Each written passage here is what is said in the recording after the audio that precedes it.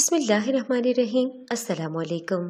اردو کہانی مرکز پر آپ سب کو خوش آمدید۔ دیور کالی گھوڑی کی سواری کرنے کا شوقین تھا۔ میری گھوڑی بھی کالی تھی۔ روز کہتا، بھابھی آپ کی گھوڑی پر کب سواری کروں گا؟ میں بچہ سمجھ کر چپ کر جاتی اور شرم کے مارے اسے کچھ نہ کہتی، مگر ایک رات ایمرجنسی بن گئی۔ دیور کو بولا تو کہنے لگا، بھابھی پہلے کالی گھوڑی۔ اس رات میرے ہوش اڑ گئے۔ جسے بچہ سمجھ بیٹھی تھی میں اپنے دیور کے منہ سے ایسی بات سن کر حیران رہ گئی۔ وہ بمشکل 16 سال کا لڑکا مجھ سے ایسی فرمائش کرے گا، میرے وہم و گمان میں نہیں تھا۔ میرا دیور مجھے سوالیہ نظروں سے دیکھتا جا رہا تھا۔ اسے مجھ سے جواب چاہیے تھا اور مجھے تو اس کی بات ہی پریشان کر گئی تھی۔ میں کیا جواب دیتی؟ میں نے اسے نظر انداز کر کے بات بدل دی اور شکر کیا کہ گھر میں کسی اور نے اس کی بات نہیں سنی، ورنہ اس کی تو خیر نہ ہوتی۔ لیکن وہ ڈھیٹ بنا رہا اور کچھ دن بعد پھر سے میرے سامنے وہی فرمائش کرنے لگا، بھابھی مجھے ہمیشہ سے کالی گھوڑی کی سواری کا شوق ہے، آپ مجھے اپنی گھوڑی پر بیٹھنے کا موقع تو دیں، میں آپ کو خوش کر دوں گا۔ وہ باقاعدہ منتوں پر اتر آیا تھا۔ اس کی بات پر مجھے شدید جھٹکا لگا۔ شوق تھا، وہ بھی ہمیشہ سے، مجھے خوش کر دے گا؟ مجھے اس کی باتیں بڑی عجیب لگی تھیں۔ میں نے اس سے پھر بھی لحاظ سے بات کی کہ کیا مطلب، تم کب سے یہ سب کر رہے ہو؟ میں نے کچھ گھبرا کر سوال کیا۔ ابھی اس کی عمر ہی کیا تھی کہ وہ ایسے شوق پالنے لگا تھا۔ میں جانتی تھی کہ گھر والوں میں سے کسی کو بھنک بھی پڑ جاتی تو قیامت ہی برپا ہو جاتی۔ کوئی بھی اس کے شوق سے واقف نہیں تھا، کیونکہ سب ابھی تک اسے بچہ سمجھتے تھے اور لاڈ پیار سے رکھتے تھے۔ اسے پڑھائی کی طرف ہی توجہ دینی چاہیے، اور وہ تھا کہ نہ جانے کس قسم کے آوارہ لڑکوں میں بیٹھنے لگا تھا جو یہ فرمائش کر گیا تھا۔ بس 2 سال ہوئے ہیں کہ مجھ میں یہ شوق پیدا ہوا، اور میں نے اپنا یہ شوق سب سے چھپ کر خوب پورا کیا ہے، مگر جیسی آپ کی گھوڑی ہے وہ کبھی نہیں ملی۔ آپ مجھے ایک بار اجازت تو دے دیں، وعدہ کرتا ہوں گھر میں کسی کو نہیں پتہ چلے گا۔ وہ رازداری سے بولتے ہوئے شرارت سے آنکھ مار کر بولا۔ میں شرمندہ سی ہو گئی، میرا دل زور زور سے دھڑکنے لگا۔ تم جانتے ہو اگر کبھی گھر میں کسی کو بھی تمہارے اس شوق کے بارے میں پتہ چلا تو تمہاری خیر نہیں ہوگی۔ تمہیں اپنی پڑھائی پر توجہ دینی چاہیے، ابھی تمہاری اتنی عمر نہیں ہے۔ میں نے اسے بڑے پن سے سمجھانا چاہا۔ میرے شوہر بہت سخت مزاج آدمی تھے۔ اگر انہیں اندازہ ہو جاتا کہ ان کا چھوٹا بھائی پڑھائی چھوڑ کر ان کاموں میں لگا ہوا ہے تو وہ اس پر ہاتھ اٹھانے سے بھی گریز نہ کرتے۔ میری فکر پر وہ لاپرواہی سے کندھے اچکا گیا۔ کہنے لگا، اب آپ مجھے زبردستی پر اکسا رہی ہیں۔ بھابھی میرا بھی وعدہ ہے آپ سے، آپ کی کالی گھوڑی پر میں ضرور بیٹھوں گا اور وہ کر کے دکھاؤں گا کہ آپ بھی حیران رہ جائیں گی۔ آپ مجھے بچہ نہ سمجھیں، مجھے تو لگا تھا کہ آپ میرا ساتھ دیں گی۔ کسی کو پتہ نہیں چلے گا، بس ایک بار کی بات ہے، لیکن آپ نے تو میری بات کا مان تک نہیں رکھا۔ اس نے مجھ سے درخواست کی تو اس کی ضد پر میں مزید پریشانی میں مبتلا ہونے لگی۔ یہ شوق پھر ایک بار پر ختم نہیں ہوگا۔ ایک بار تم نے یہ شوق پورا کیا تو پھر تم روز یہی خواہش کرو گے اور تمہارا شوق بھی بڑھتا جائے گا۔ تمہارے بھائی کو پتہ چلا کہ میں نے بھی تمہارا پورا ساتھ دیا ہے تو وہ میرا بھی گلا دبا دے گا اور تمہیں بھی نہیں چھوڑے گا۔ میں نے اسے سمجھانے کی کوشش کی جو کہ ناکام ہی رہ گئی۔ نہیں بھابھی، میں آپ کو بار بار تنگ نہیں کروں گا، میں وعدہ کرتا ہوں بھائی کو پتہ نہیں چلنے دوں گا۔ رات کے وقت ہمارے فارم ہاؤس میں کوئی نہیں ہوتا، ہم وہاں چلے جائیں گے، بس کچھ منٹ کی بات ہے۔ وہ اپنی ضد پر قائم تھا، مگر میں اس کی ضد پوری نہیں کر سکتی تھی۔ مجھے خوف تھا کہ کسی کو پتہ چل جائے گا، یہ بات چھپی نہیں رہ سکتی تھی۔ اچھا دیکھتے ہیں، میں نے اس سے جان چھڑواتے ہوئے کہا، اور گھر کے کاموں میں خود کو مصروف کر لیا۔ مجھے لگا تھا کہ وہ چھوٹا بچہ ہے، جلد ہی یہ بات بھول جائے گا، مگر اس نے صرف 2-3 دن انتظار کیا اور پھر سے میرے سر پر سوار ہو گیا۔ میں اب مشکل میں پڑ گئی تھی، میرے لیے اسے ٹالنا مشکل ہو رہا تھا۔ یہ انہی دنوں کی بات ہے کہ ایک روز مجھے شام کے وقت اپنی ماں کے شدید بیمار ہو جانے کی اطلاع ملی۔ میری بہن نے مجھے کال کر کے بتایا کہ ماں کی طبیعت بہت بگڑ گئی ہے اور وہ مجھ سے ملنا چاہتی ہیں۔ میں بہن کی بات سن کر حواس باختہ ہو گئی تھی۔ میرے شوہر اس روز گھر پر نہیں تھے اور مجھے اپنی ماں سے ملے بغیر چین نہیں آنا تھا۔ ایسے ایمرجنسی کے موقع پر مجھے اپنے دیور کا خیال آیا۔ میں نے اپنے شوہر سے کال کر کے اجازت لی تو انہوں نے بھی اجازت دے دی کہ میں ان کے چھوٹے بھائی کے ساتھ جا کر اپنی ماں سے ملاؤں۔ میں نے اپنے دیور سے جا کر درخواست کی کہ وہ مجھے میری ماں سے ملوانے لے چلے، وہ بہت بیمار ہیں۔ میرے دیور نے میری مجبوری سنی تو اس کی آنکھیں چمک اٹھیں۔ اس نے بدلے میں فوراً اپنی شرط رکھ دی۔ ٹھیک ہے بھابھی، میں آپ کو لے جاؤں گا، مگر پہلے کالی گھوڑی کی سواری، پھر کوئی اور کام۔ اس نے موقع سے فائدہ اٹھاتے ہوئے کہا۔ پہلے تو مجھے اس کی شرط سن کر شدید ناگواری کا احساس ہوا، مگر پھر بچہ سمجھ کر خاموش رہی اور کچھ سوچ کر اس کی شرط مان لینے پر مجبور ہو گئی۔ اگر کوئی اور موقع ہوتا تو میں اکیلی چلی جاتی، مگر شام کے وقت میں اکیلی نہیں جا سکتی تھی۔ اگر اب اکیلی چلی بھی جاتی تو میرے شوہر بعد میں غصہ کرتے اور میرا بھی نہ جانا بھی ممکن نہیں تھا۔ میں نے فوراً حامی بھر لی۔ وہ مجھے لے کر گھر سے نکلا اور اپنے گھر سے کچھ فاصلے پر بنے چھوٹے سے فارم ہاؤس پر لے گیا۔ اسے پہلے اپنا شوق پورا کرنا تھا اور پھر مجھے میری ماں کے گھر لے جاتا۔ میں ڈری ہوئی تھی کہ یوں شام ڈھلے کسی نے ہمیں یہاں دیکھ لیا تو مسئلہ کھڑا ہو جائے گا۔ میرا دیور پرجوش تھا۔ اس رات اپنے دیور کی تیز رفتاری دیکھ کر میرے تو ہوش اڑ گئے۔ جسے میں بچہ سمجھتی رہی، اس نے تو میری آنکھیں کھول دی تھیں۔ میری جب شادی ہوئی تو میرا وہ دیور گھر بھر کا لاڈلا اور چھوٹا تھا، سب کو ہی وہ چھوٹا بچہ لگتا تھا۔ اس کے لیے ہر وقت خاص احتیاط اور پرواہ کی جاتی تھی۔ میرے شوہر اور ان کے بڑے بھائی میرے چھوٹے دیور کو ہر کام سے دور رکھتے اور صرف پڑھا رہے تھے۔ مجھے بھی وہ صرف ایک نٹکھٹ سا بچہ لگتا تھا۔ شروع میں تو وہ میرے سامنے آنے سے بھی جھجک جاتا تھا۔ اس کی شرم کو دیکھتے ہوئے مجھے ہنسی آتی تھی اور وہ مجھے مزید بھولا بھالا لگنے لگتا تھا۔ لیکن جب اس کی مجھ سے جھجک اتری اور کچھ دوستی ہوئی تو اس کی باتیں مجھے حیران کر گئیں۔ اس کے سب شوق اور کام بڑوں والے تھے، پڑھائی سے زیادہ اس کی توجہ دوسرے کاموں میں تھی۔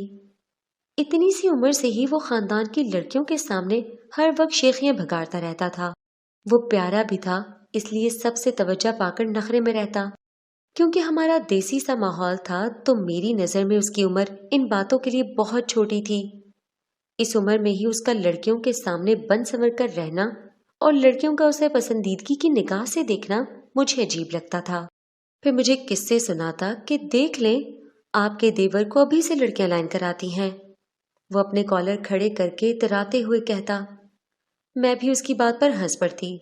اصل میں میرے ساس سسر تھے نہیں، 2 سال پہلے ہی ان کا بس کے حادثے میں انتقال ہو چکا تھا۔ میری شادی بعد میں ہوئی تھی۔ جب میری شادی ہوئی تو گھر میں بس شوہر اور ایک دیور ہی تھا۔ ابھی چند ماہ ہی ہوئے تھے میری شادی کو۔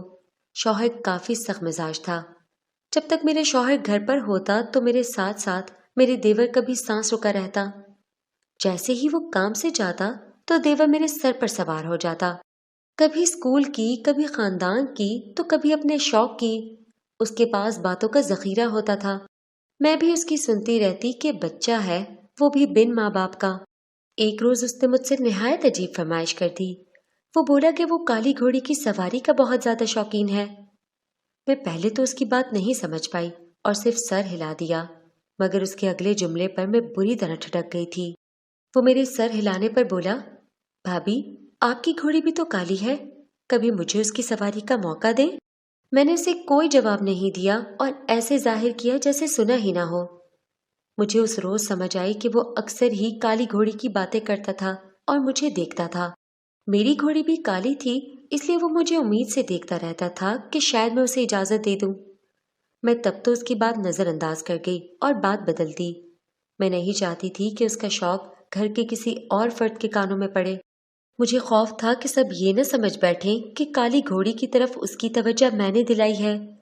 مجھے یقین تھا کہ میرے سخت مزاج شوہر کو مجھ پر شک ہوتا تو وہ مجھے مار ڈالتے کہ میں ان کے چھوٹے بھائی کو بگاڑ رہی ہوں۔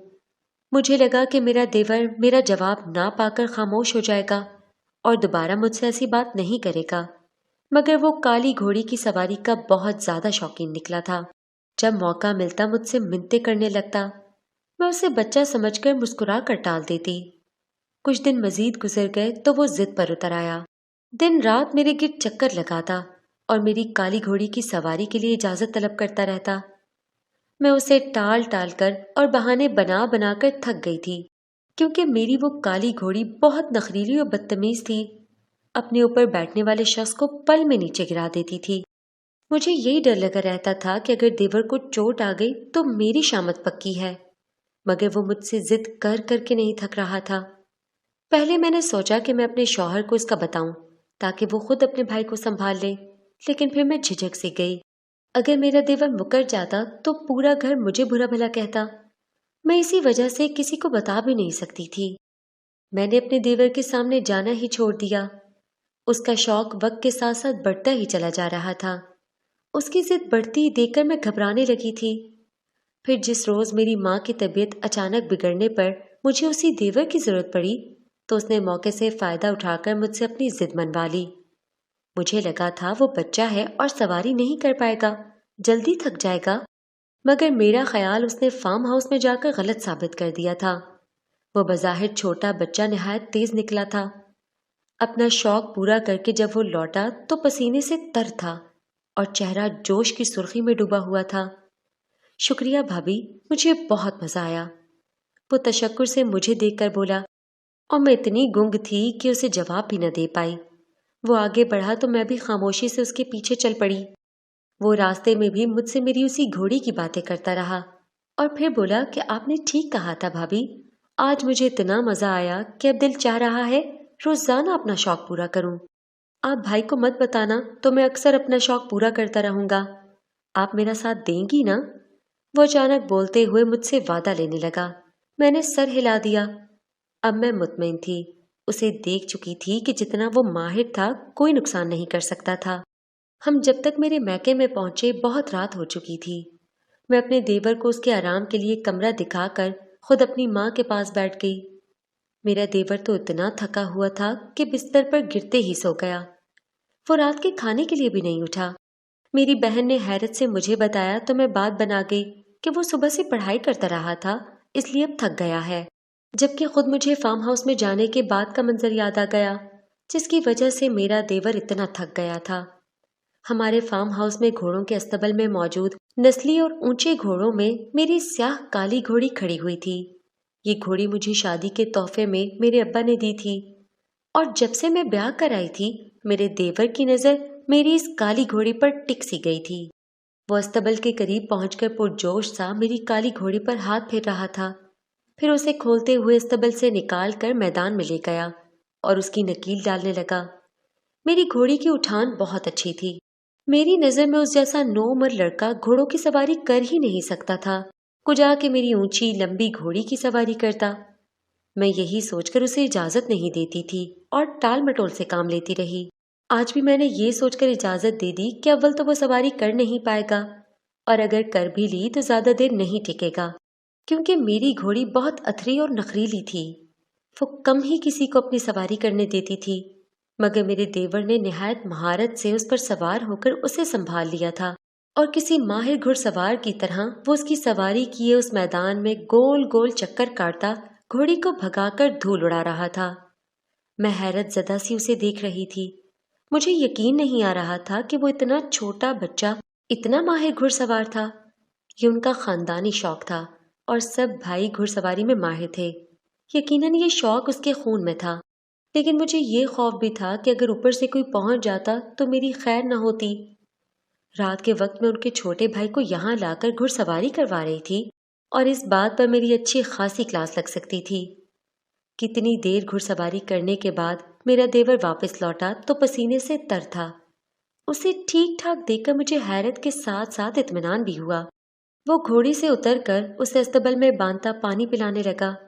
मैं हूंक से उसे देखती चली गई। मेरी माँ की तबीयत काफी संभल गई थी। अगले ही रोज हम घर वापस चले गए, मगर अब भी मेरा देवर अक्सर मुझे बताकर रात को फार्म हाउस चला जाता है और छुपकर काली घोड़ी की सवारी का शौक पूरा करता है। मेरी घोड़ी भी अब उसे पहचानने लगी थी। मैंने अपने देवर के शौक का राज रख लिया। जब वो जवान होता तो वैसे भी उसे इजाजत मिल ही जाती। कभी कभी हम बच्चा समझकर बच्चों की ख्वाहिशात को दबाने की कोशिश करते हैं, उन्हें सराहते नहीं हैं, लेकिन अगर उनके शौक को सराहें तो शायद वो और भी कामयाब हो जाए।